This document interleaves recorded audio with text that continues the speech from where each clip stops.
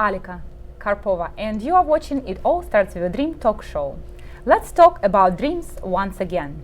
Most dreams are reachable, but action is needed in order to succeed. In our show, entrepreneurs and professionals talk about their dreams, share their life experiences, incredible stories, and secrets of success. You can watch the previous episodes of our show at itallstartswithadream.net. Today, we will talk about dreams in real estate, and we will learn about it from our guests. With pleasure, let me introduce to you top real estate agents, David Giambruno. Hello. And Nikki Banucci. Hi. With Keller Williams Bay Area Estates. Also in the studio are my helper today, Kristina Karevsky-Karpova, our little star, Rosemary Elementary School, first grade. Hello, how are you? Nikki, David, we have a tradition here. So Kristina usually starts the interview. She prepared a wonderful question for you. Okay. So Kristina, go ahead, ask your question. What is your childhood dream? Hey David, do you want to start? Sure. Well, that's a great question. Thank you. So when I was a child, I just knew that I wanted to dress up and be in charge. I wanted to wear a suit, maybe work on Wall Street. I just knew that I wanted to be my own boss. Nikki? Mine was very different.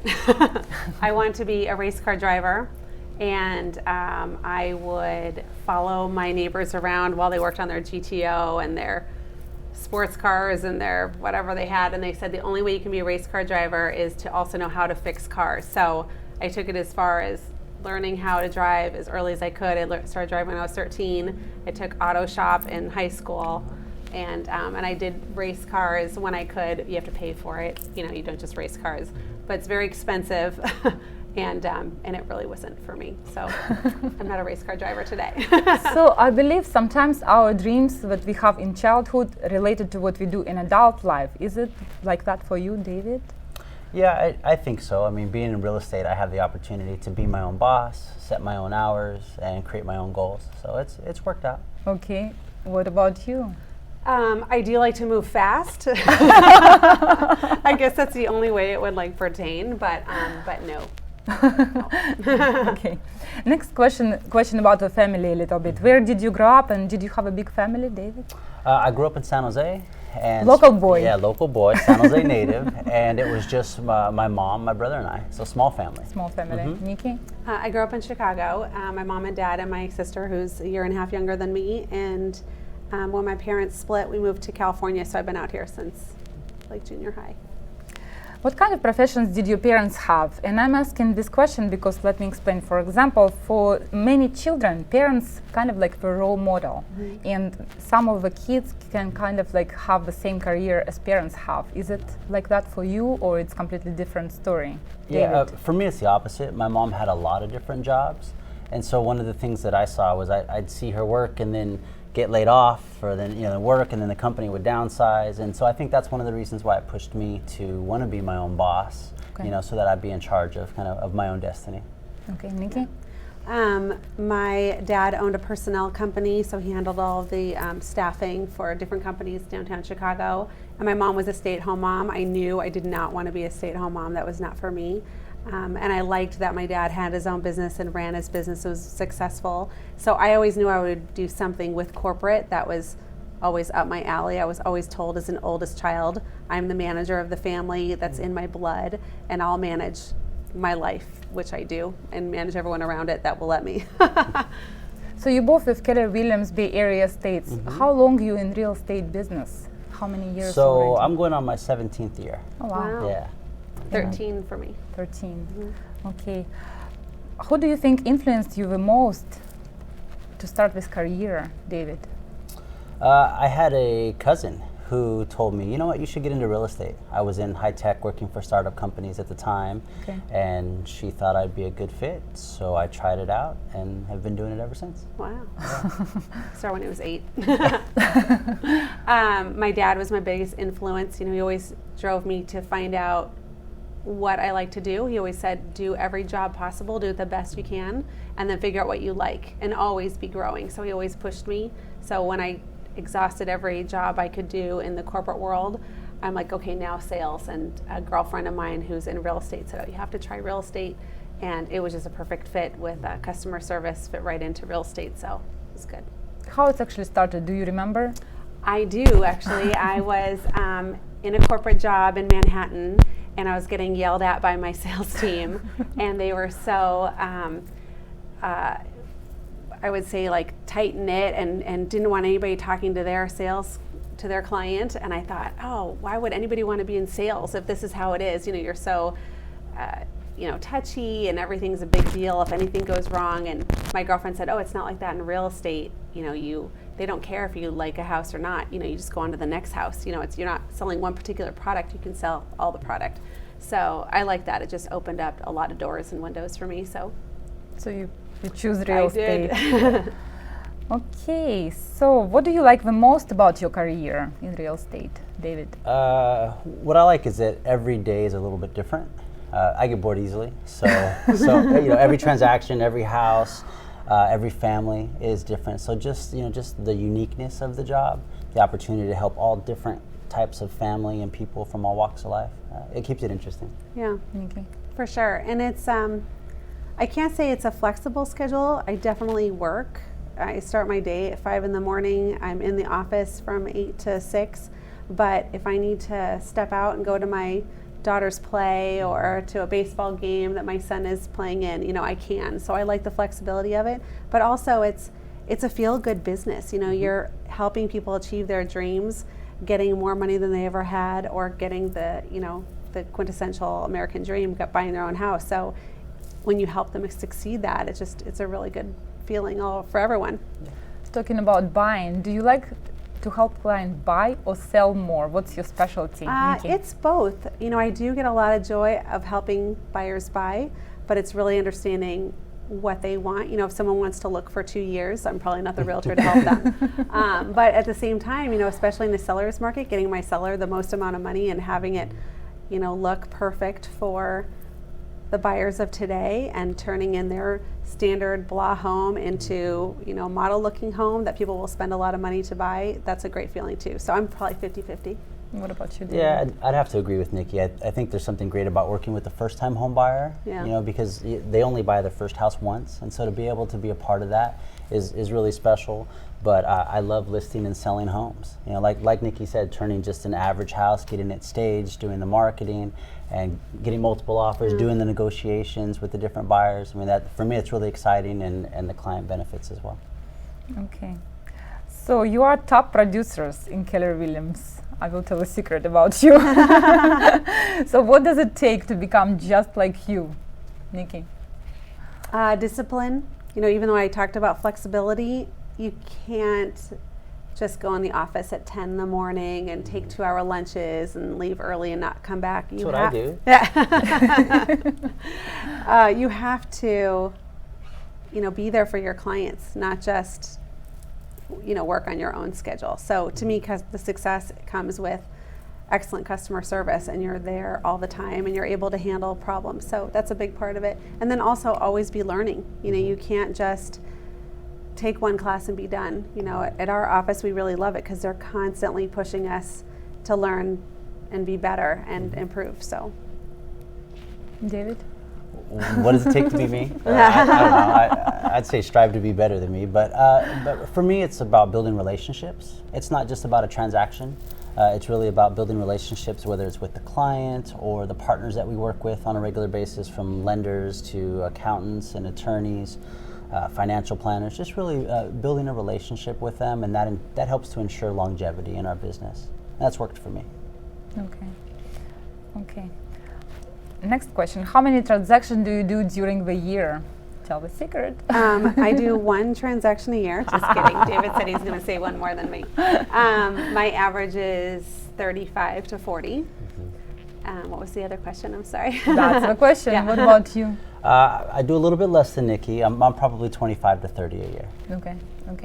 So what is your favorite transaction that you did this year, or maybe like a recent one, or maybe like favorite one you pick? I don't know about favorite, but the most interesting lately is for some reason I keep selling houses that have dead rats in them. And when a property inspector goes in and finds a rat, they're not allowed to touch it.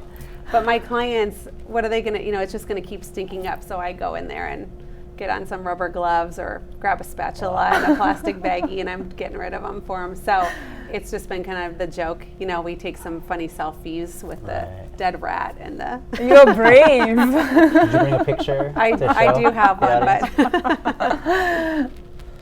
What about My you? have your daughter cover her ears. But, so that's a tough question. I've had a lot of really interesting transactions. When there was a lot of foreclosures in 2007, through 2010 and 11, we found a lot of interesting things. We found marijuana farms and houses and grow houses. Yeah. And so I think those were probably the most interesting, where we'd have to have the sheriffs come in, remove all of the plants, and sometimes you'd have news cameras out there. So pretty interesting. Okay. For our viewers, what are the basic steps in buying a home? Can you explain, Nikki? Yeah, it's pretty standard that you hear all the time, but you have to have your finances in order before you start getting your hopes up. I'll meet buyers that say, oh, we love this house and we want to buy it. And I say, okay, great. Have you done the pre-approval with a lender? And they're like, no, but we know we can do it. But the bottom line is they can't. Very rarely do people understand how important their credit score is and their debt to income ratio. So yeah, it's just starting with the basics, knowing your finances and getting an approval. Yeah, and then I would say having realistic expectations. People typically tend to want more than they can actually afford. They want a perfect house, but unfortunately don't have the budget to support that. So I think just really having that heart-to-heart conversation with the client, explain to them what they're able to afford, based on their approval amount. So it's kind of like getting pre-approval letter, or like what's the process? Yep, getting a pre-approval letter from a lender, unless of course you have cash, then just having a snapshot of your bank account so we can prove it is the same. If someone would want to sell a home, what's the process? What about staging? Can you emphasize on that? Depersonalize.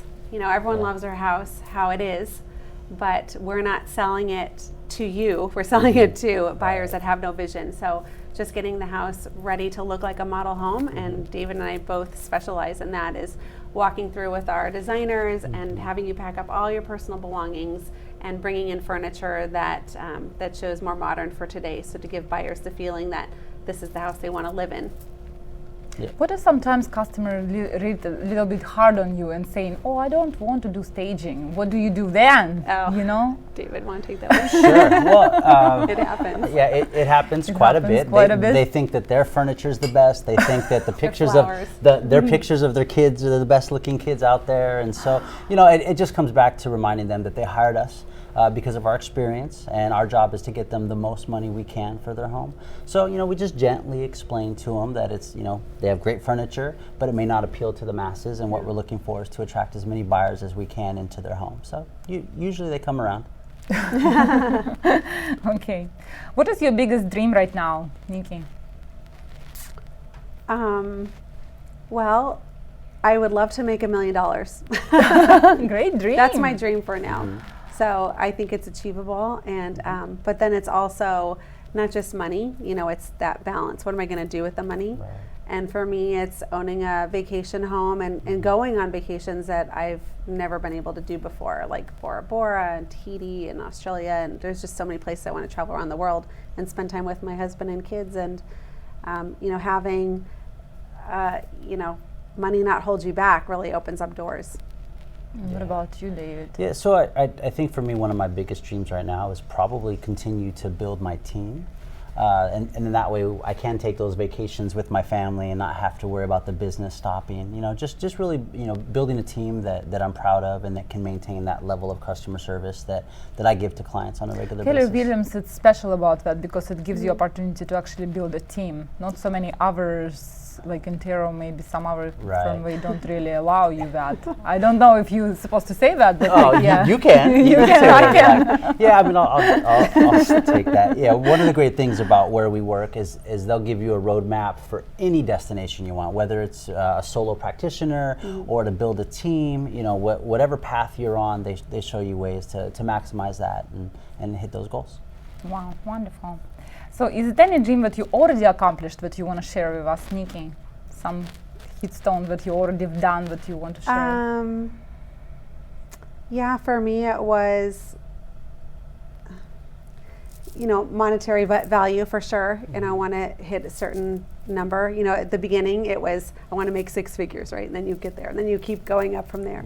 But it's also having that work-life balance. I've had past jobs where I was so burnt out and working 7 in the morning till 10 at night, and you just have no life and no sleep, and that doesn't work for me. So having a team is a big part. Having people I trust to run things for me when I'm not available, and still provide the customer service to clients. And so I can spend, what's the purpose of getting married and having kids if you're not going to spend time with them? So I want to do it all. Yeah. So for me, one of the goals that I've met so far, I think being able to be there for my kids' field trips, being able to chaperone, and kind of like what Nikki said, that work-life balance. And, typically I'm the only dad on the field trips, and my kids love it. They love that I'm able to be there for them during those times. So definitely something that I'm proud of. What's the biggest challenge of your profession, Nikki?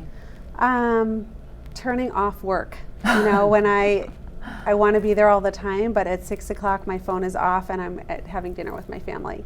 So that's challenging when I know I've got an urgent crisis coming up and I'm like, let me just check really quick and answer, a text. So that's the hardest part, to just turn off work sometimes. Yeah. I think for me, we've been in the business a long time, and sometimes you get burnt out. It is sales, at the end of the day, and so sometimes just continuing to work on your business, generating those opportunities. I think sometimes it wears on me. Sometimes I think about doing other things, but only for a little bit.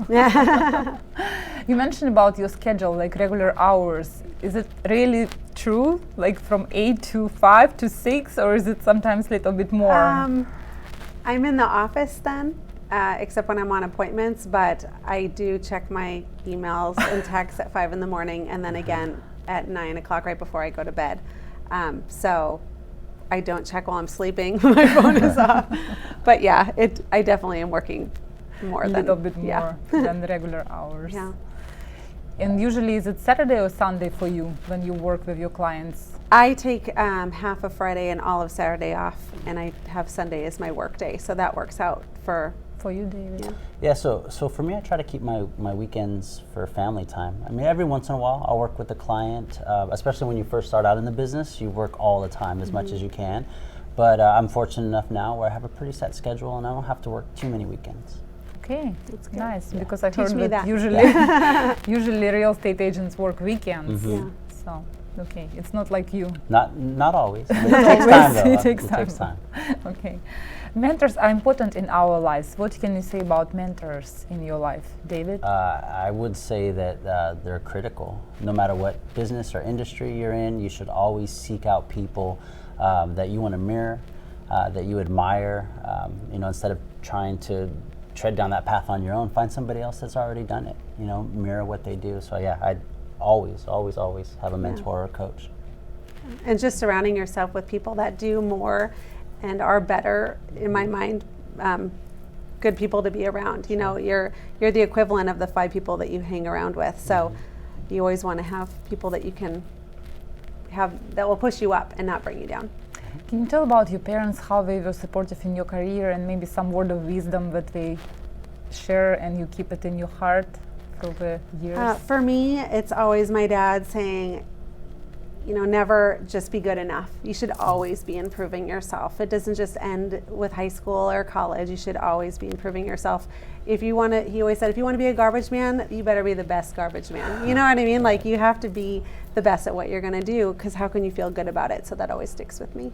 Yeah, David? and for me, my mom, she worked 2 jobs to raise my brother and I, and so just watching her struggle really pushed me to make sure that I did something where I wouldn't be in the same position as her. But she was always great at encouraging me and just telling me, to go for it, to not be afraid to take chances, don't be afraid to make mistakes. She was definitely in my corner throughout my life. Nice. What great books on self-esteem or following your dreams could you recommend to our viewing audience? Nikki? For me, I love Tony Robbins, Anthony Robbins. That's how I got into real estate. I don't know about a book, but his CDs are fantastic. So get the edge and personal power were what pushed me to find a new career, and whether it's career driven, friendship, relationship, he covers all of it. So that's really been a big push for me. I don't read, but I do listen to books. But I do listen to books on audiobooks, and so right now I'm listening to the 10X Rule, and a book called Eat That Frog, which is about procrastination. So both very, very good books. Okay.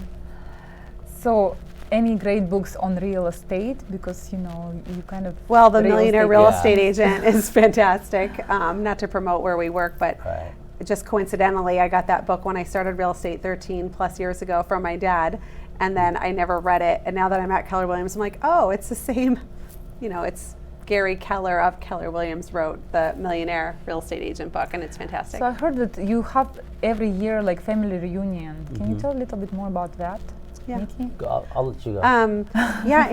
I love it. They call it family reunion, which is kind of a cute little gimmick for it, but it's basically all the Keller Williams offices around the world. Anybody that wants to attend gets in one location, and they have a bunch of breakout sessions where you learn different things to improve your skill set, whether it's listing appointments or luxury market or working open houses. And so it's great to just have one place to have all those classes, and then also talk to the bigwigs of the corporation that we work at, and what do we see in the future and what's been happening, and it's just a great. Did you go both this year?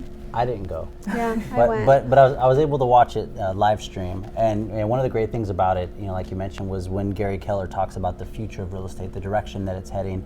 I think that's one of the questions we get asked most is how's the market, where's the market heading, where are prices going up or down, and so to be able to take all of their collective information and be able to share that with our clients is great. So what did you like the most about going to this particular year? Networking is a big part of it, and then just the classes, to have a whole bunch, crammed into 2-3 days, and to jump into the ones that are most meaningful, and then just networking. I always meet clients that are retiring out of California and moving to South Carolina or Florida or Arizona, and to be able to say, oh, I have a great agent, I can refer you down there. And just the networking is great too. What would you recommend to our viewing audience on pursuing dreams? That's kind of like don't let anybody hold you back. Sure. So many times I've had friends, I'm sure we all have, that no matter what happens, they're like, oh, must be nice, or oh, that's really stupid, you shouldn't do that. And that's never going to be good for you. Don't let anybody tell you what your dreams are or can be accomplished. Stick with what you want to do and make it happen. Yeah, I'd say definitely don't limit your dreams. Dream big, right? I mean, don't limit yourself. Well, I can only make this much money, or I grew up on this side of town, so I'll never be able to become a doctor or whatever. I mean, just dream big. Sky's the limit. Yeah. In your opinion, what is the secret of success, Nikki? I don't know.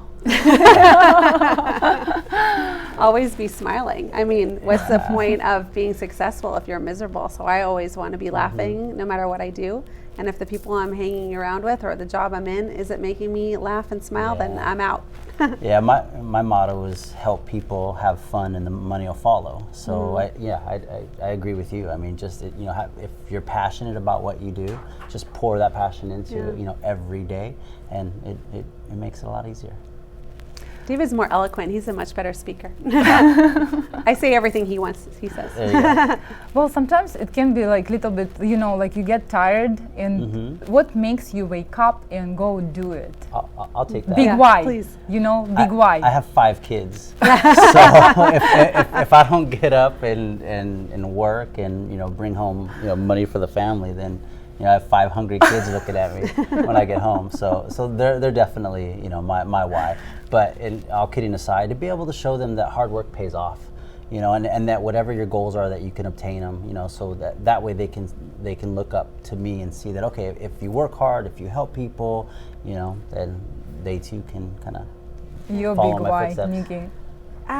It's not, for sure my kids are my big why, but if I was, and I already used garbage man, but I'll use as an example, if I wasn't happy in that job, I don't know how much that would make me get up. So for me, I have to like what I'm doing, and I'm finally in a career that I really like what I do. So I like going to the office. I like having my to-do list of what I'm going to accomplish each day, you know, it makes me feel good. So it does make me get up. I mean, I jump out of bed at 5 a.m., no alarm clock, no coffee, I'm ready. I definitely do coffee. Fun question. What is your favorite destination that you would want to go? Or maybe favorite destination that you already went? With a little, what are those tiki hut thingies? What are they called? Yeah. On the water. You kind of stole my destination. You also want to go Bora Bora? Yeah, well, or, you know, Belize, just Yeah, that's a good there's idea. beautiful as well. And if not there, I was in Italy a year and a half ago. I loved it, and my wife and I fell in love, and I'd love to go back someday. Okay. Group trip. Group trip. Okay. What is the final thoughts that you maybe want to share with our viewing audience? Anything you want to share?